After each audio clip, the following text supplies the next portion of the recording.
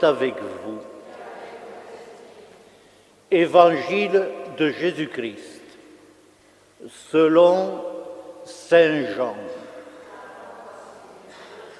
Vous pouvez vous asseoir, nous n'écouterons debout que la dernière partie de cet évangile.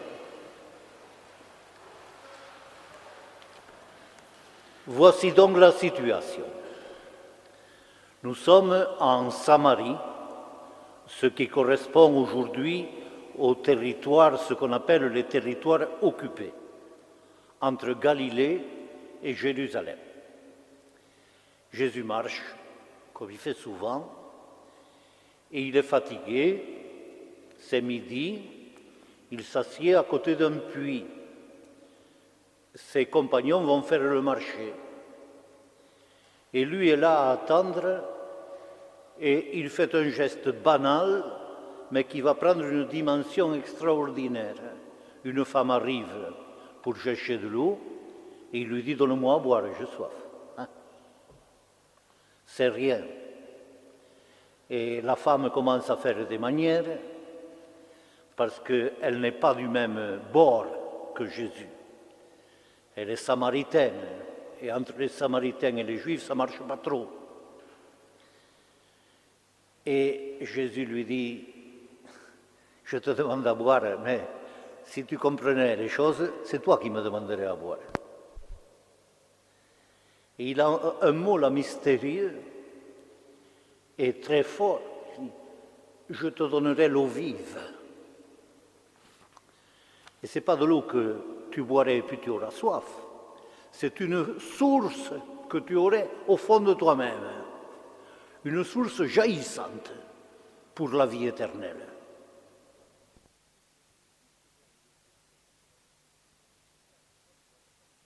Bien, avec quoi tu vas me faire une source, hein?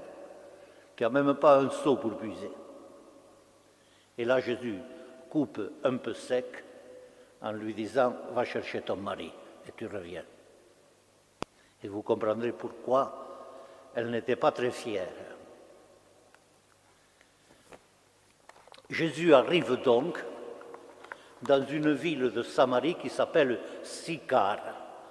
C'est à côté du terrain que Jacob avait donné à son fils Joseph. Et c'est là qu'il y a le puits de Jacob. Jésus est fatigué par la route, il s'est assis là, au bord du puits, c'est à peu près midi. Arrive une femme de Samarie qui vient puiser de l'eau. Jésus lui dit, donne-moi à boire. Parce que ses compagnons sont partis à la ville pour acheter de quoi manger. Et la Samaritaine lui dit, comment, toi qui es juif, tu me demandes à moi à boire une pauvre Samaritaine? En effet, les les Juifs ne veulent avoir rien de commun avec ces Samaritains. Jésus lui répond, si tu savais le don de Dieu, si tu connaissais celui qui te dit, donne-moi à boire, c'est toi qui lui aurais demandé. Il t'aurait donné de l'eau vive. Elle lui dit, et tu n'as rien pour puiser, le puits est profond, avec toi tu la prendrais, l'eau vive. Est-ce que tu serais plus grand que notre père Jacob, qui nous a donné ce puits, qui en a bu lui-même, et ses fils, et ses bêtes? Et Jésus lui répond, tout homme qui boit de l'eau de ce puits, il aura encore soif. Celui qui boira de l'eau que je lui donnerai n'aura plus jamais soif. Et l'eau que je lui donnerai sera en lui une source jaillissant à la vie éternelle. La femme lui dit, Seigneur, donne-la-moi cette eau, que je n'ai plus soif, que je n'ai plus besoin de venir ici pour puiser. Et Jésus lui dit, va chercher ton mari et tu reviens. Et donc Jésus lui a dit ça parce qu'il sait très bien qu'elle est dans une situation matrimoniale particulièrement tordue. Alors là, du coup, la femme, elle prend la tangente et elle se met à engager une discussion religieuse entre les Juifs, les Samaritains, les uns pris ici, les autres pris là-bas, qu'est-ce qu'il faut faire? Je vois que tu connais, enfin bref.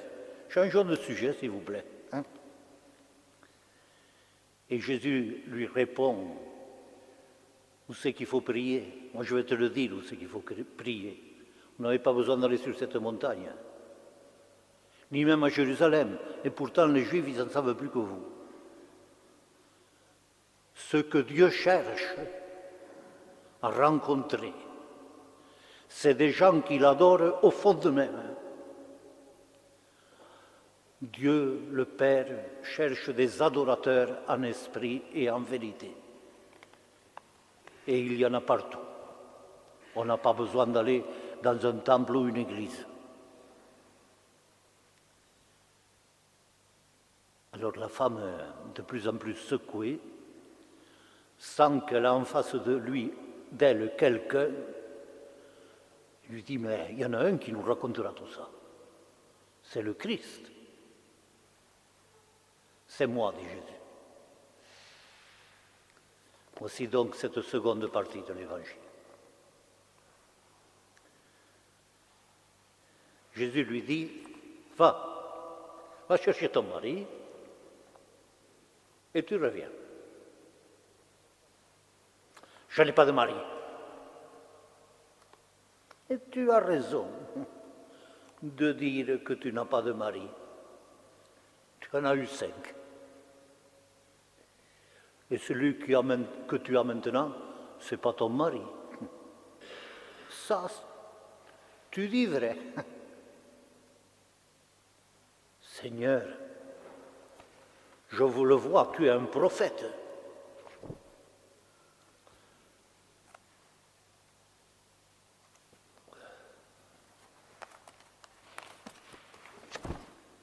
Alors explique-moi. Nos pères ont adoré Dieu sur cette montagne.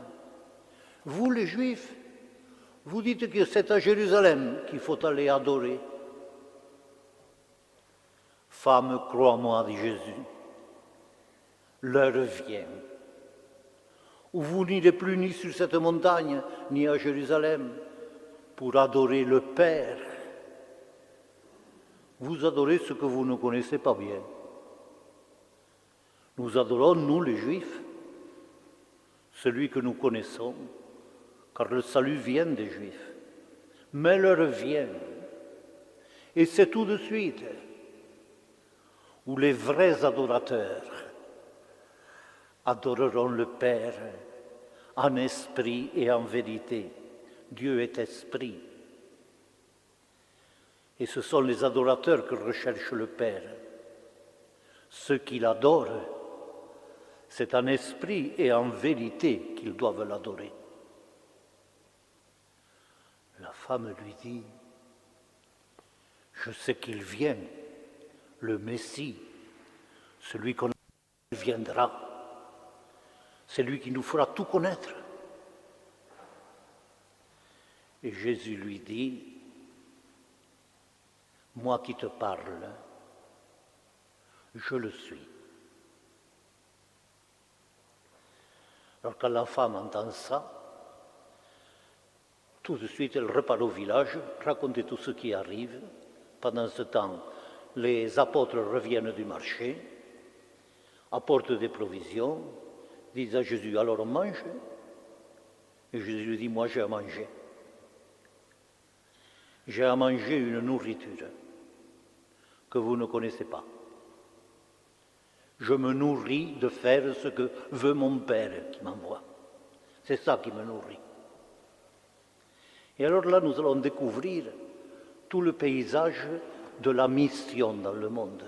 Et un regard assez étonnant. Parce que quelquefois nous nous disons, il y a ceux qui sont ramassés en quelque sorte dans l'Église, dans le peuple chrétien, et puis il y a tous les autres qui flottent quelquefois très loin.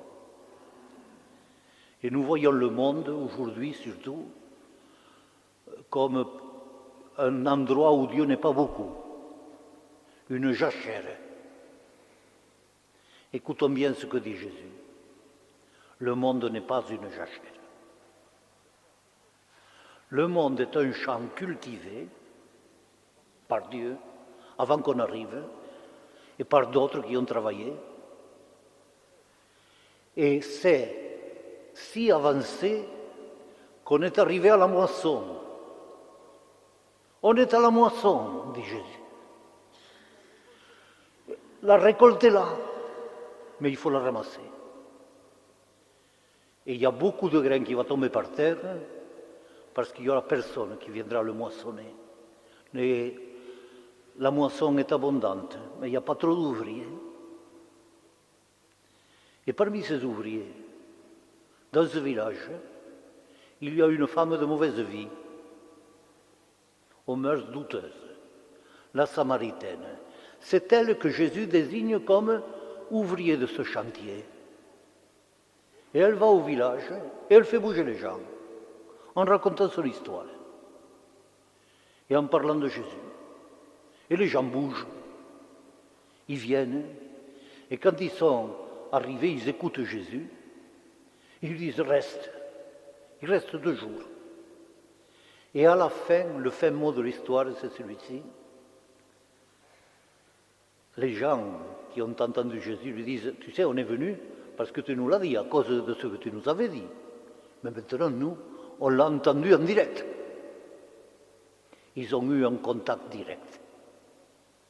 Et nous croyons que c'est lui le Christ, le Sauveur du monde. C'est à la fois très beau et ça nous rappelle que finalement on ne peut pas avoir la foi si on n'arrive pas à ce dernier contact avec Jésus. Alors pour écouter cette dernière partie, je vais vous inviter à vous lever comme on fait les dimanches ordinaires.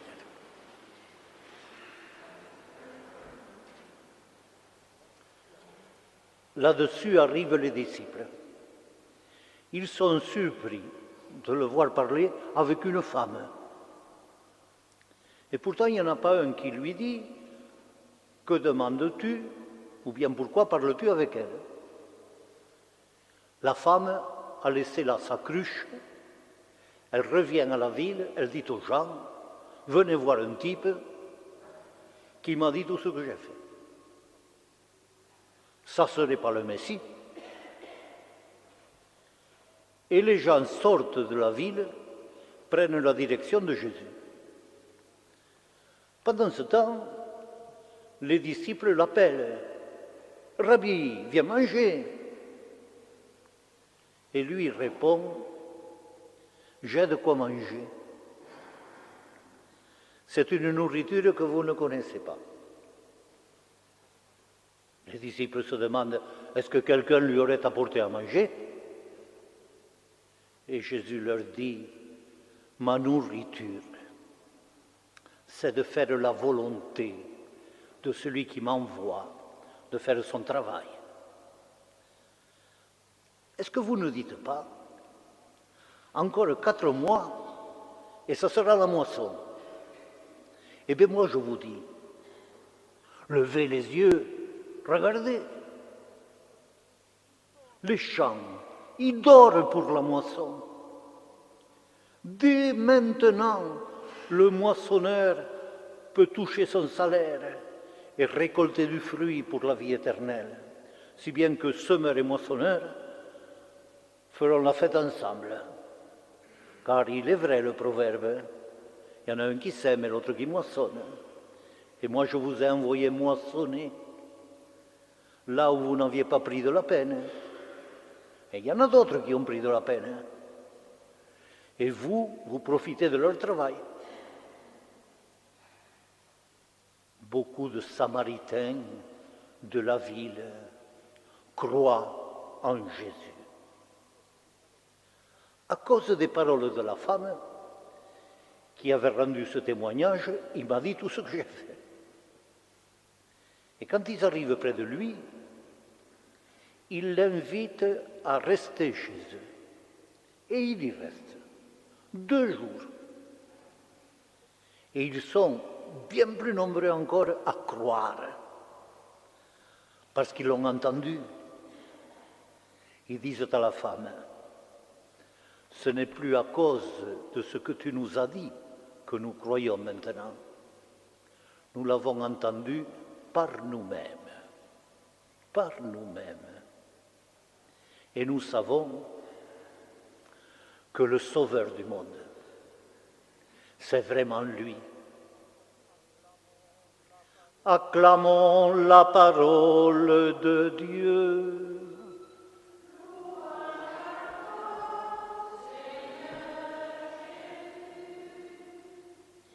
Je crois en Dieu,